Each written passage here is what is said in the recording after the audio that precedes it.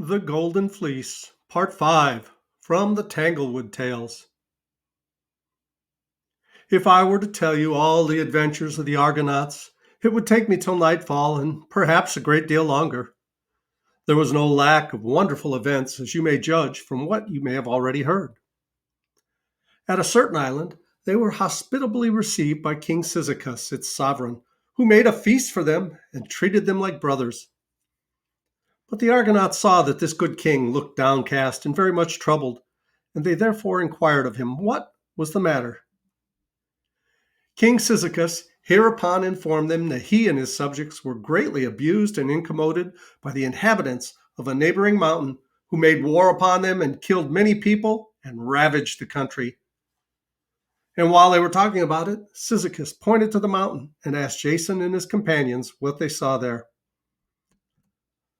"I see some very tall objects," answered Jason, "but they are at such a distance that I cannot distinctly make out what they are. To tell your majesty the truth, they look so very strange that I'm inclined to think them clouds which have chanced to take something like human shape."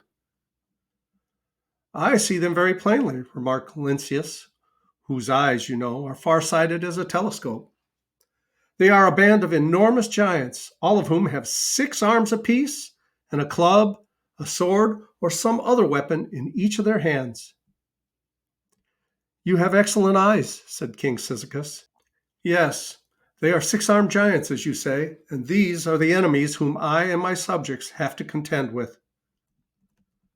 The next day, when the Argonauts were about setting sail, down came these terrible giants, stepping 100 yards at a stride, brandishing their 6 arms apiece, and looking very formidable, so far aloft in the air. Each of these monsters was able to carry on a whole war by himself, for with one of his arms he could fling immense stones, and wield a club with another, and a sword with a third, while the fourth was poking a long spear at the enemy, and the fifth and sixth were shooting him with bow and arrow. But luckily, though the giants were so huge and had so many arms, they had each but one heart, and that no bigger nor braver than the heart of an ordinary man. Besides, if they had been like the 100-armed Briareus, the brave Argonauts would have given them their hands full of fight. Jason and his friends went boldly to meet them, slew a great many, and made the rest take to their heels, so that if the giants had had 6 legs apiece instead of 6 arms, it would have served them better to run away. Another strange adventure happened when the voyagers came to Thrace, where they found a poor blind king named Phineus, deserted by his subjects and living in a very sorrowful way all by himself. On Jason's inquiring whether they could do him any service, the king answered that he was terribly tormented by 3 great winged creatures called Harpies, which had the faces of women and the wings, bodies, and claws of vultures. These ugly wretches were in the habit of snatching away his dinner and allowed him no peace of his life. Upon hearing this, the Argonauts spread a plentiful feast on the seashore, well knowing, from what the blind king said of their greediness, that the Harpies would snuff up the scent of the victuals and quickly come to steal them away. And so it turned out, for hardly was the table set before the 3 hideous vulture women came flapping their wings, seized the food in their talons, and flew off as fast as they could. But the 2 sons of the north wind drew their swords, spread their pinions, and set off through the air in pursuit of the thieves, whom they at last overtook among some islands after a chase of hundreds of miles. The 2 winged youths blustered terribly at the Harpies, for they had the rough temper of their father, and so frightened them with their drawn swords that they solemnly promised never to trouble King Phineus again. Then the Argonauts sailed onward and met with many other marvelous incidents, any one of which would make a story by itself. At one time they landed on an island and were posing on the grass when they suddenly found themselves assailed by what seemed a shower of steel-headed arrows. Some of them stuck in the ground while others hit against their shields, and several penetrated their flesh. The 50 heroes started up and looked about them for the hidden enemy, but could find none nor see any spot on the whole island where even a single archer could lie concealed. Still, however, the steel-headed arrows came whizzing among them, and at last, happening to look upward, they beheld a large flock of birds hovering and wheeling aloft, and shooting their feathers down upon the Argonauts. These feathers were the steel-headed arrows that had so tormented them. There was no possibility of making any resistance, and the 50 heroic Argonauts might all have been killed or wounded by a flock of troublesome birds without ever setting eyes on the Golden Fleece, if Jason had not thought of asking the advice of the oaken image. So he ran to the galley as fast as his legs could carry him. "Oh, daughter of the speaking oak," cried he, all out of breath, "we need your wisdom more than ever before.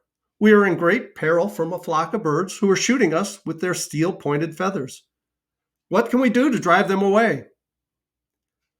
"Make a clatter upon your shields," said the image. On receiving this excellent counsel, Jason hurried back to his companions, who were far more dismayed than when they fought with the 6-armed giants, and bade them strike their swords upon their brazen shields. Forthwith, the 50 heroes set heartily to work, banging with might and main and raising such a terrible clatter that the birds made what haste they could to get away. And though they had shot half the feathers out of their wings, they were soon seen skimming among the clouds a long distance off and looking like a flock of wild geese. Orpheus celebrated the victory by playing a triumphant anthem on his harp and sang so melodiously that Jason begged him to desist, lest, as the steel-feathered birds had been driven away by an ugly sound, they might be enticed back again by a sweet one. While the Argonauts remained on this island, they saw a small vessel approaching the shore, in which were 2 young men of princely demeanor and exceedingly handsome, as young princes generally were in those days. Now, whom do you imagine these 2 voyagers turned out to be? Why, if you will believe me, they were the sons of the very Phrixus, who, in his childhood, had been carried to Colchis on the back of the Golden Fleece ram. Since that time, Phrixus had married the king's daughter, and the 2 young princes had been born and brought up at Colchis, and had spent their play days in the outskirts of the grove, in the center of which the Golden Fleece was hanging upon a tree.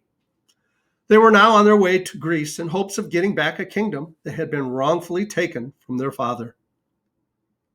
When the princes understood whither the Argonauts were going, they offered to turn back and guide them to Colchis. At the same time, however, they spoke as if they were very doubtful whether Jason could succeed in getting the Golden Fleece. According to their account, the tree on which it hung was guarded by a terrible dragon who never failed to devour at one mouthful every person who might venture within its reach. "There are other difficulties in the way," continued the young princes, "but is not this enough? Oh, brave Jason, turn back before it is too late. It would grieve us to the heart if you and your 49 brave companions should be eaten up at 50 mouthfuls by this irrexible dragon." "My young friends," quietly replied Jason, "I do not wonder that you think the dragon very terrible. You have grown up from infancy in the fear of this monster, and therefore still regard him with the awe that children feel for the bugbears and hobgoblins which their nurses have talked to them about. But in my view of the matter, the dragon is merely a pretty large serpent who is not half so likely to snap me up at one mouthful as I am to cut off his ugly head and strip the skin from his body. At all events, turn back who may, I will never see Greece unless I carry with me the Golden Fleece." "We will none of us turn back," cried the 49 brave comrades. "Let us get on board the galley this instant, and if the dragon is to make a breakfast of us, much good may it do him." And Orpheus, whose custom it was to set everything to music, began to harp and sing most gloriously, and made every mother's son of them feel as if nothing in this world were so delectable as to fight dragons, and nothing so truly honorable as to be eaten up at one mouthful in case of the worst.